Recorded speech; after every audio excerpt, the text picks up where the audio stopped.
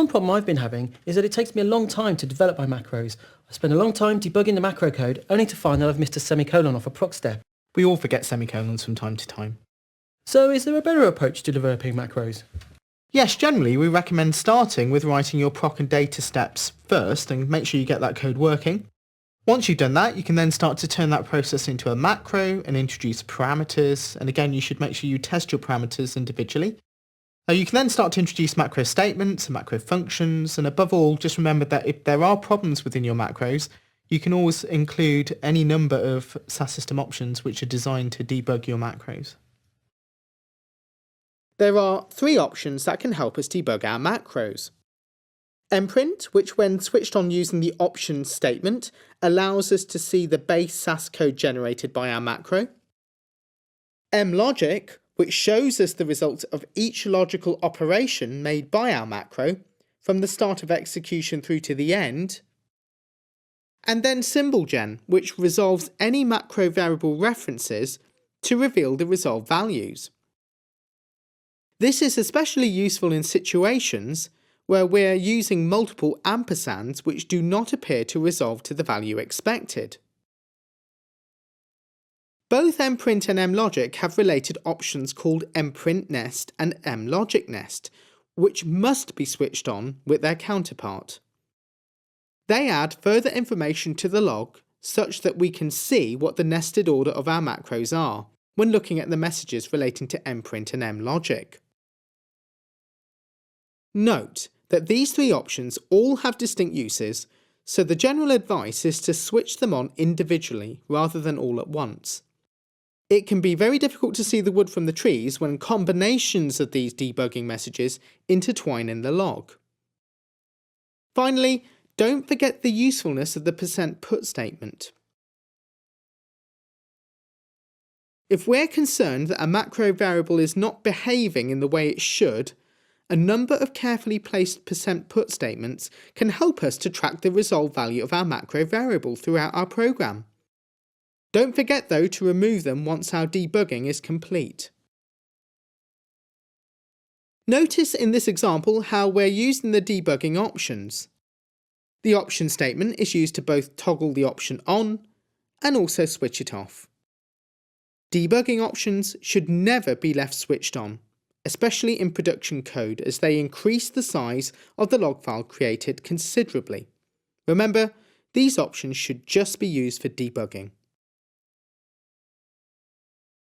Right there, now it's time to put you on the spot. One of our viewers has sent in a SAS program and they're having a bit of trouble debugging it. Do you think you could take a look? Sure, let's do that. Looking at this program, it appears that the objective of the macro contained is to calculate a statistic, which is presumably an average based on an input dataset and analysis variable provided by the user. The results are then written to both a macro variable and an output dataset. Let's start by submitting the program.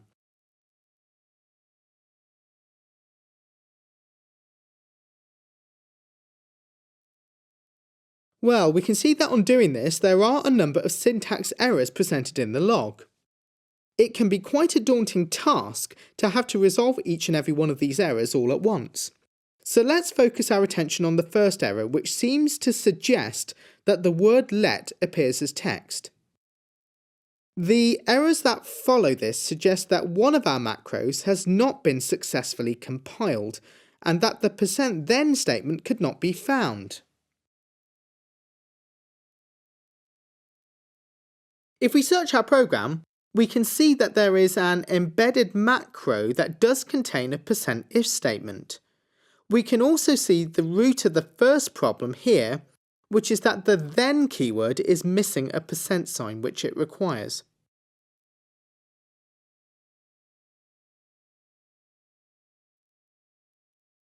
While submitting the code again with the mcompile note option switched on, we can see the syntax errors have all been resolved and the macro has been compiled.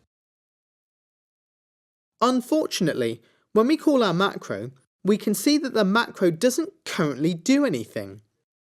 This is obviously not what is intended here, as we can see that there is no evidence in the log that the proc means or data step have actually run. To better understand what is causing the problem, we need to switch on some of the macro debugging options here, starting with mlogic. If we execute this macro with mlogic on, we can see from the log that the exist macro is called, which establishes that the dataset we've referenced on the macro call does indeed exist. The process is however failing after the exist macro call, where we are now testing if the dataset exists by comparing it to 0. The exist function should only return a value of 0 if the dataset does not exist. This is clearly not the correct logic to use here. If we change the comparison to 1, we can now ensure the following process will only be performed if the dataset does exist. Right, let's remove our mlogic debugging option now and have another go at executing the code. We can see on attempting to do this that there is a further problem evident in the macro. Again, it's not clear what the problem is, but it is clear from the log that the problem lies with the proc mean step. So let's have a go at switching on the mprint option now to debug this issue.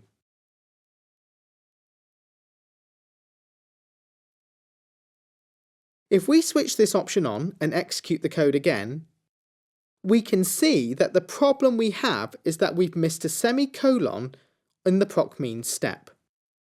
Quite an easy thing to do, I'm sure you'd all agree. Let's add it back in and execute the code again. Right, well the code generated in the log now looks a lot cleaner and we can see that both the proc means and data step now run. The final issue looks to be related to the macro variable average, which doesn't appear to be output.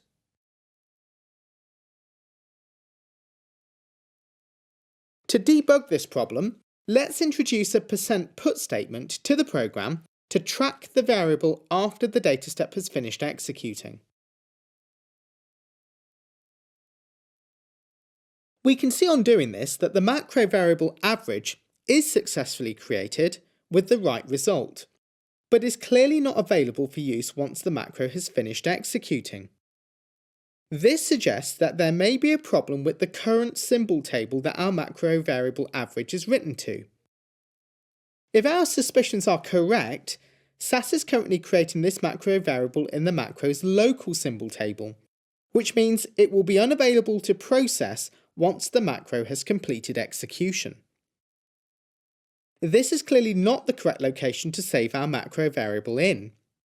We can easily resolve this by introducing an optional third argument to call symputx that allows us to control the symbol table our macro variable is created in. A value of g ensures that the macro variable is written to the global symbol table, which will be available for use once the macro has finished executing.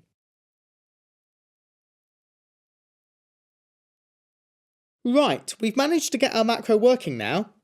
There are, however, a few best practices that we should also consider to improve the structure of this macro. To start with, we should consider changing our positional parameters to keyword.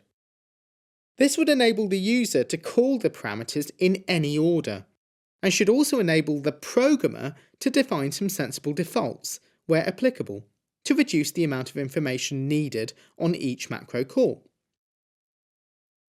We also have very little evidence of parameter validation here, and certainly no messaging used to instruct the user if inaccurate parameter values are entered. In addition to checking if a dataset exists, we should also consider devising tests that check if the statistic entered by the user is correct, maybe by comparing it to the words mean, mode, or median. The structure of this comparison should be made case insensitive as well, possibly by using the %upcase function. For simplicity, we will just compare this to the word mean, and will include messaging to tell the user if this value has not been entered.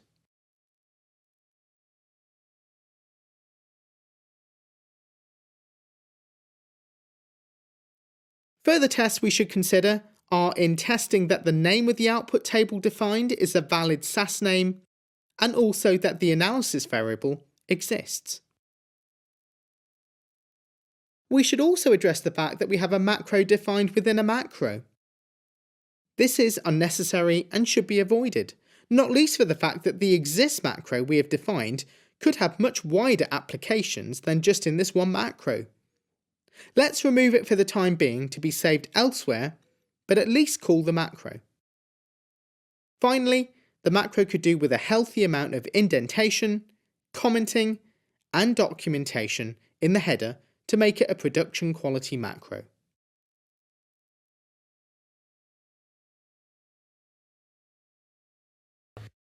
Very good. So if you approach the problem systematically, it's actually quite straightforward.